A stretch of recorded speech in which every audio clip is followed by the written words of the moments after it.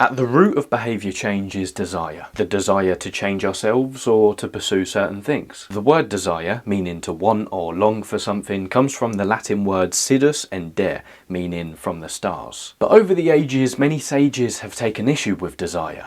Buddha implored us to banish it completely. Epicurus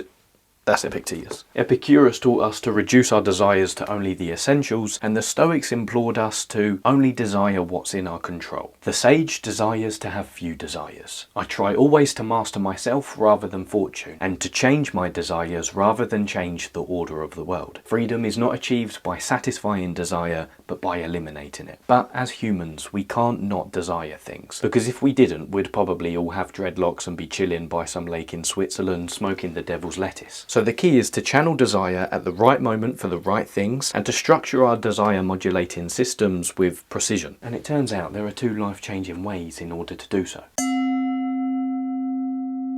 To make a desire more intense, we can intensify it through our attention, focusing on it with all of its delicious details. For example, if you want to get ripped in the gym but you're struggling with motivation, take some time to visualize yourself in your finest physical form, in all its splendor, vitality and strength. Focus on the feelings of confidence you will feel after you look at yourself in the mirror after doing a grueling workout. Gratitude is also a great way to fuel upregulation. By focusing on what we're grateful for, we upregulate our desires for what we currently have and downregulate the desire for things we don't have, which gives us a laser focus. Often the greatest barrier to serenity is too many desires for what we don't possess and too few for what we do, because the quality of our life is determined by what we pay attention to, so we might as well tune it for our success. Do not indulge in dreams of having what you have not, but reckon up the chief of the blessings you do possess, and then thankfully remember how you would crave for them if they were not yours. A study showed that when people were given cognitively demanding tasks, they were less susceptible to distracting stimuli, implying that we cannot upregulate a desire when we're focused on something else. But upregulation is only half the battle, because we need to understand how to downregulate desires for things which we don't want and that have a grip on us.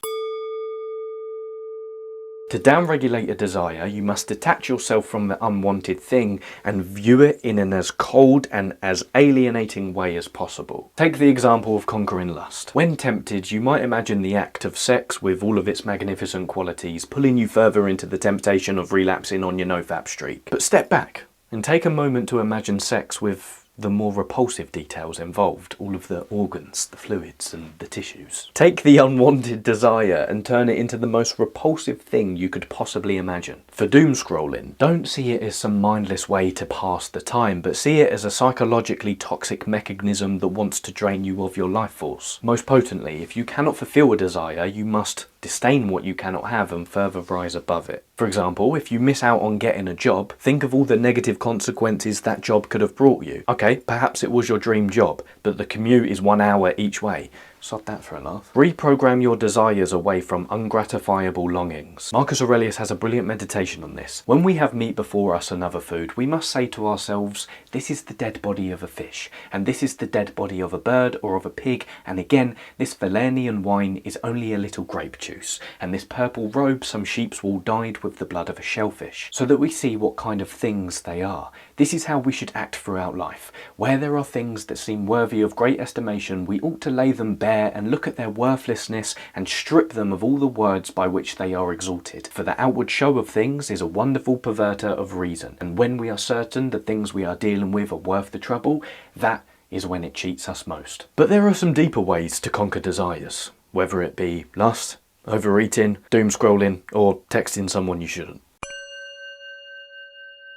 Greed and aversion surface in the form of thoughts, and thus can be eroded by a process of thought substitution, by replacing them with the thoughts opposed to them. Thought substitution is the process of generating the opposite desire to the one you currently have so they cancel each other out. For example, imagine you're driving and you get stuck at a red light, and you instantly desire for it to change to green straight away. But step back and test yourself. Upregulate your desire for the light to stay red for as long as possible. This sounds counterintuitive, but over time this will become an automatic process where you'll start to internally recognize when you're wanting reality to change right before your eyes, and you'll automatically start to upregulate the opposing desire for the desire you currently have, which is causing you anxiety or grief. If you're working out and feeling demotivated or in pain, upregulate the desire to feel pain and demotivation. Don't resist it. If you're in a social setting and feeling anxious, upregulate the desire to feel anxious and the anxiety will disappear. You will know you have mastered desire when you are capable of desiring whatever comes your way. Your car's battery dying becomes an unexpected adventure in an otherwise boring day. A difficult transition in life becomes an opportunity to learn and grow. But perhaps the strongest way to conquer desire is to do away with them completely.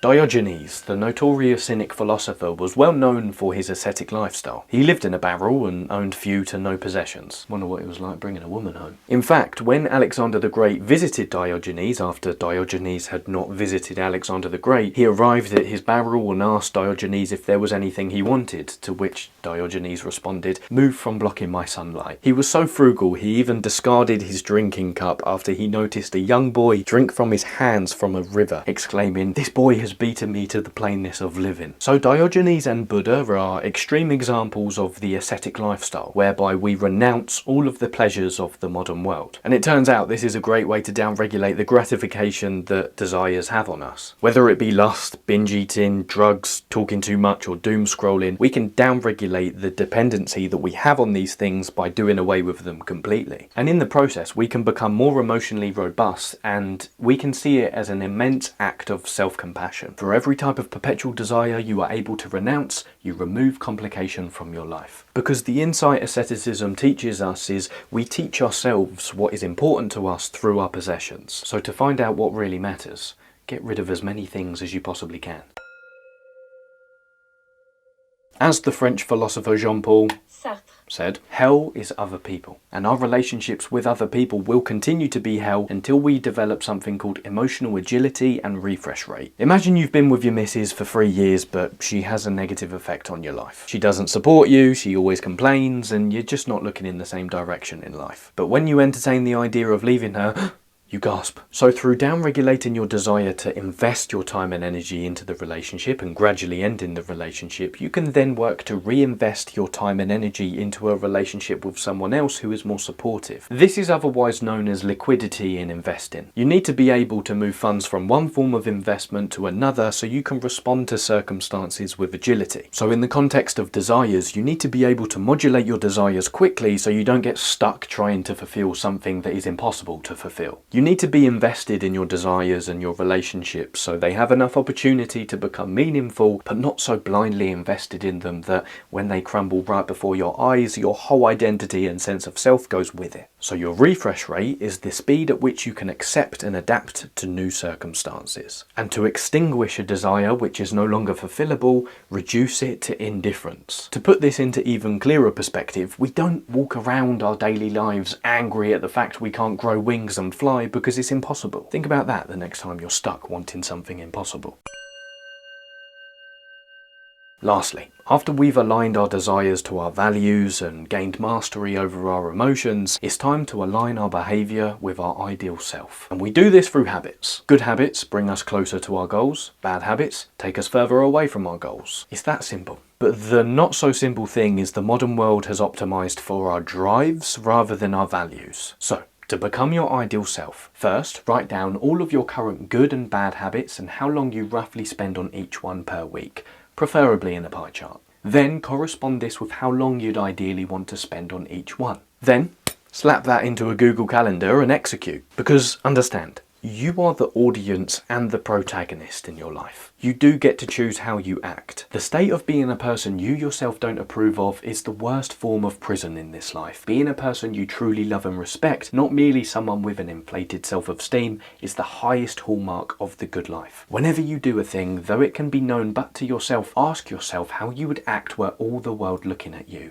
and act accordingly. Encourage all your virtuous dispositions and exercise them whenever an opportunity arises. being assured that they will gain strength by exercise as a limb of the body does, and that exercise will make them habitual. And before we summarise, note the process of behaviour change. Cue, craving, response, reward. And the stronger the reward for the behaviour, the more likely we'll do it. And then you'll start to see that taking the right actions and avoiding the wrong ones is simply a creative design process. And if I've left you wanting to know more about the habit formation side of things, don't worry, because very soon I've got a video coming out which is a full guide on how to form good habits and break bad ones. So, in summary, at the heart of behaviour change is desire modulation. To upregulate a desire, intensify it through your attention, focusing on it with all its delicious details. Use gratitude to upregulate desires for what you have and downregulate desires for what you don't have. To further downregulate desires, mentally detach from the desire and paint the worst picture of it possible in your mind. Utilise counteraction to cultivate the opposite desire to the one you have so they cancel each other out,